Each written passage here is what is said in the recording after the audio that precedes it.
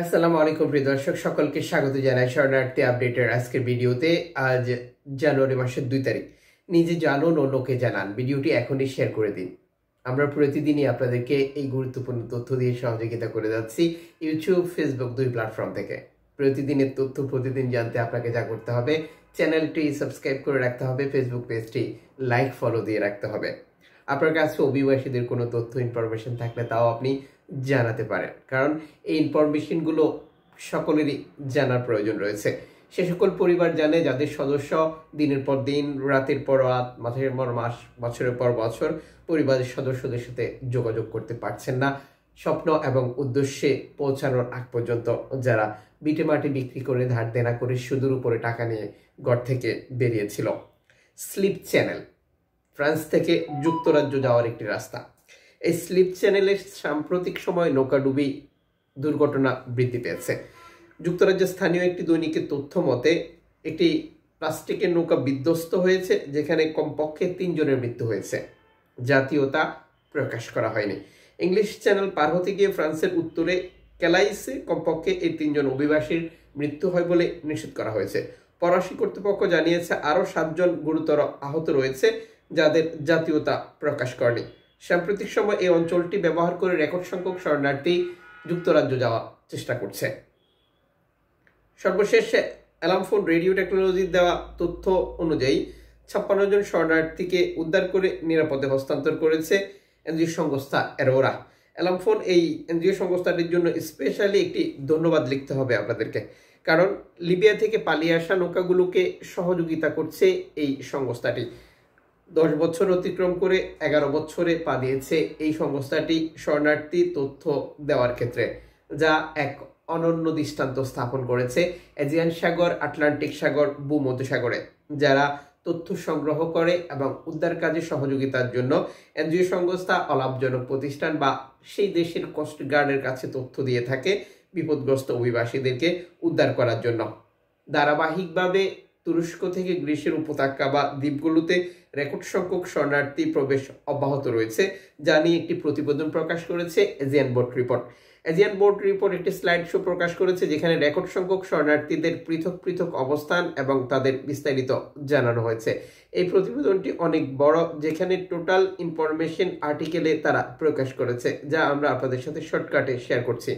ঠিক এভাবেই তুরস্ক থেকে গ্রিসের বিভিন্ন উপত্যকা বা দ্বীপে প্রবেশ করার চেষ্টা করছেন অভিবাসীরা, যা ধারাবাহিকভাবে অব্যাহত রয়েছে।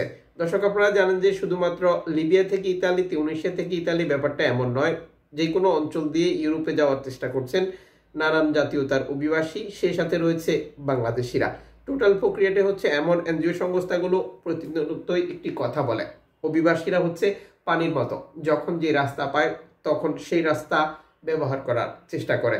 সর্বশেষ এজিয়ান বোর্ড রিপোর্টের এই প্রতিবেদনে দেখানো হয়েছে 70টি নৌকা তাদের সাথে যোগাযোগ করেছিল, যেটির একটি পরিসংখ্যান তারা প্রকাশ করেছে।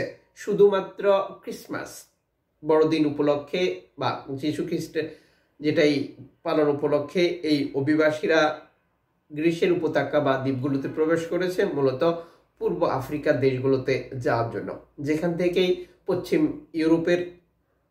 পূর্ব ইউরোপের দেশগুলোতে যাওয়ার জন্য, যেখান থেকে পশ্চিম ইউরোপের দেশগুলোতে তারা পরবর্তীতে চলে যাবে, যেমন ফ্রান্স, জার্মানি সহ যুক্তরাজ্য, যা ভিডিওর প্রথমে একটি তথ্য দিয়ে শুরু করেছিলাম। এদিকে এনজিও সংস্থা অ্যারোরা সর্বশেষ এক্সেন্ডেলে দেওয়া বার্তায় নিশ্চিত করেছে তারা শরণার্থী ল্যাম্পুদোসা হটস্পটে হস্তান্তর করার পর আবারও শরণার্থী উদ্ধারের জন্য মাল্টা উপকূলে এসেছে, যেটি তাদের যখন এই তথ্যটি প্রকাশ করা হয়েছিল 4 ঘন্টা আগে দেখাচ্ছিল। নিঃসন্দেহে এনজিও সংস্থাটি বর্তমান পরিস্থিতিতে ভূমধ্যসাগর রয়েছে। খুবই ভালো খবর যে বিপদগ্রস্ত অভিবাসীদেরকে উদ্ধার করবে এবং তাদেরকে ইতালিতে হস্তান্তর করবে।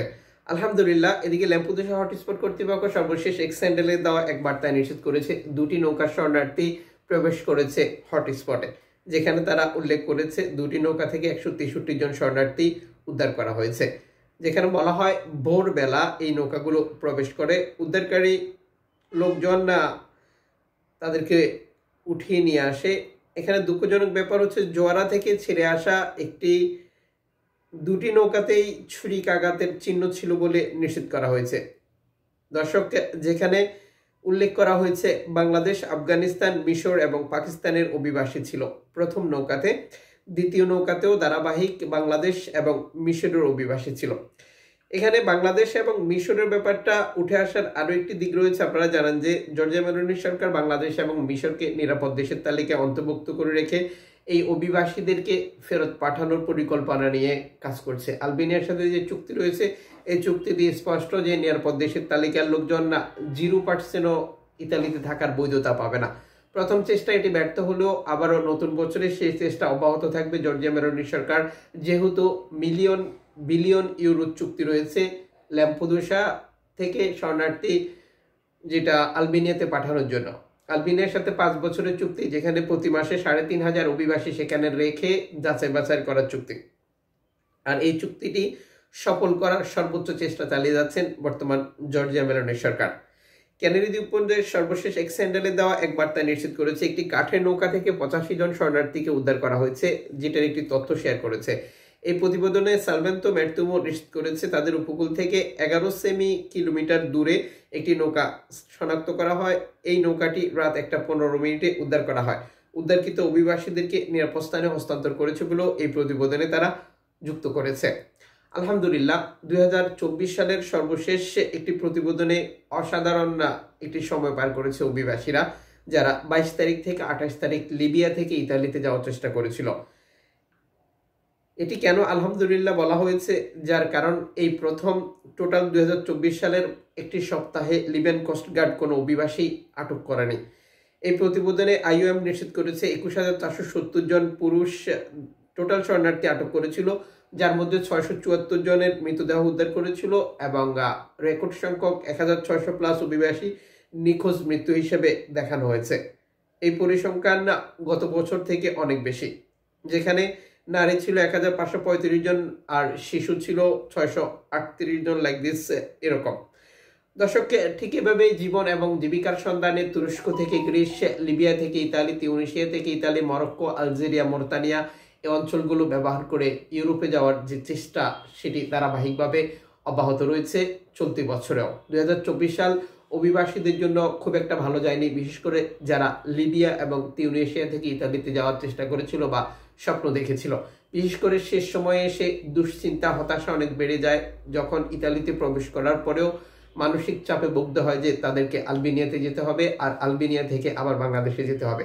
আপাতত যেহেতু এই প্রক্রিয়াটি বন্ধ রয়েছে বা এই পরিকল্পনা ব্যর্থতার পথে, তবে সামনের দিনগুলোতে লিবিয়া, তিউনিসিয়া থেকে আসা অভিবাসীদেরকে আলবেনিয়া পাঠানোর প্রক্রিয়া নিয়ে কিভাবে কাজ করছে বর্তমান সরকার এবং নীতি নির্ধারকরা, তা আরও তথ্য আপনারা জানতে পারবেন।